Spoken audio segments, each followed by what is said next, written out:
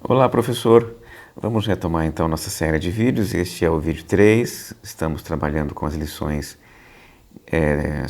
das cartas paulinas, as lições sobre as cartas paulinas, e esta aqui é a terceira lição.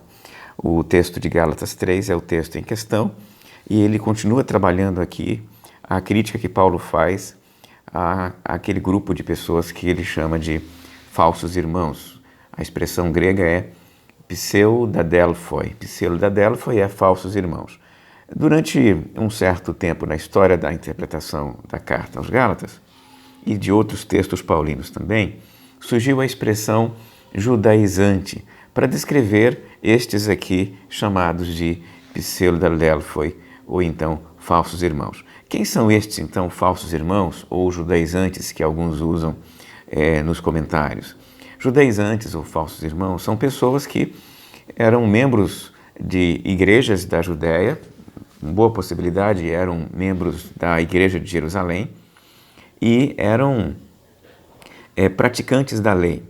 Eram judeus praticantes da lei e, ao se converter, continuaram rigorosos na prática da lei. Convertidos a Jesus Cristo, entendiam que Jesus era o Messias, mas não abandonaram as práticas da lei. É bom lembrar que os apóstolos de Jerusalém, os membros da igreja de Jerusalém, de uma maneira geral, continuavam vinculados aí ao templo e às ordenanças da lei. Por exemplo, você pode encontrar no relato do livro de Atos que João curou uma pessoa na porta do templo. O Pedro foi preso no templo. Você pode lembrar que quando Paulo visita a igreja no final do livro de Atos, os irmãos, os líderes da igreja pediram para Paulo ir ao templo cumprir um ritual. Então, a igreja de Jerusalém, os líderes, pelo menos, estavam envolvidos com o templo.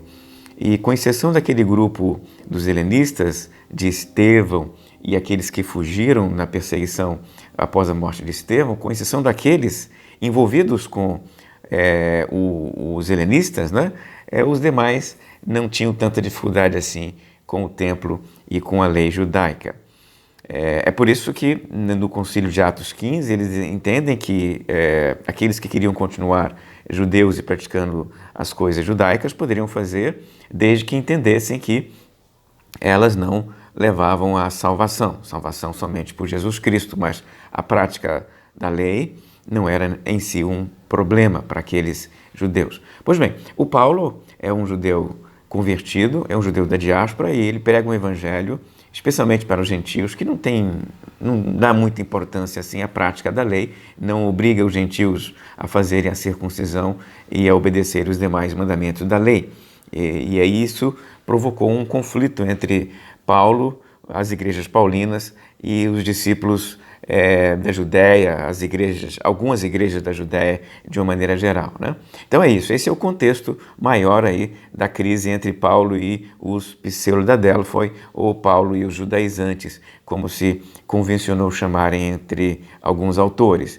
Estes judaizantes vão atrás de Paulo e depois que Paulo sai, após plantar a igreja, eles chegam ali e argumentam que Paulo não tinha autorização, o evangelho de Paulo era um evangelho falso, e tentam mudar aquilo que Paulo pregou. E é esse o contexto. Por isso Paulo, nesta carta aos Gálatas, trabalha tanto com esta questão, a questão dos falsos irmãos. São esses que estão pregando um evangelho diferente do que Paulo prega. Por quê? Porque eles insistem na prática da lei. E Paulo trabalha no capítulo 3, que é o capítulo discutido nesta lição. Paulo trabalha aqui a relação entre lei e evangelho.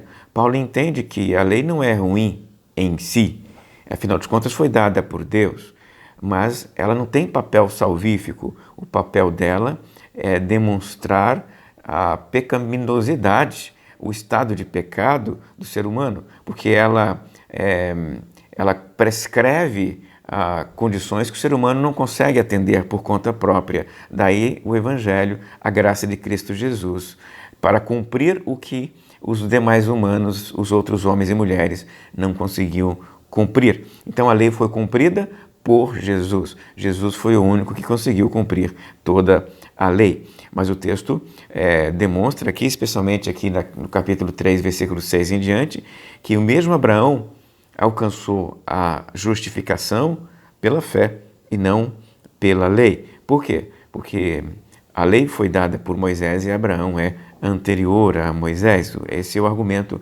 pelo menos essa é a base do argumento paulino. Mas, de qualquer maneira, o Paulo insiste em dizer, a lei não é má em si. A lei é uma espécie de pedagogo para ensinar o caminho, mas efetivamente ninguém consegue cumpri-lo, só Jesus conseguiu. Daí, a partir de Jesus, a salvação é pela graça, pela fé, e este é o evangelho pregado pelo apóstolo Paulo entre os seus discípulos. Paramos por aqui, fiquem com Deus e até uma próxima.